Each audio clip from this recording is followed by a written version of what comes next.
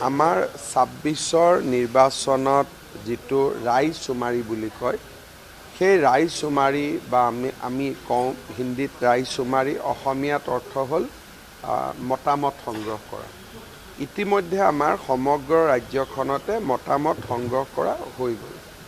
জিলা সভাপতিসকলে ইলেকশ্যন নেখেলাটো আমি বিচাৰোঁ, কিন্তু কোনোবা জেগাত আমাৰ ৩৫জন জিলা সভাপতি আছে, কোনোবা জেগাত যদি জিলা সভাপতিজনৰ নাম আহে লগত আৰু বেলেগ তেনেকুৱা প্ৰভাৱী কেণ্ডিডেট নাথাকে, তেতিয়াহ'লে এক্সেপশ্যন হ'ব পাৰে।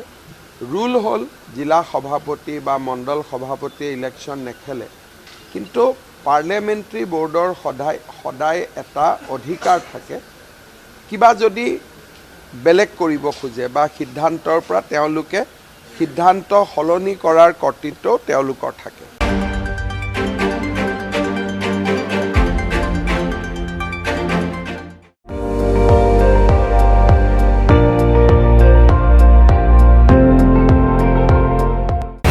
আপুনি চাই আছে ND24, সৰ্বশ্ৰেষ্ঠ নহয় সৰ্বোত্তমৰ দৌৰত।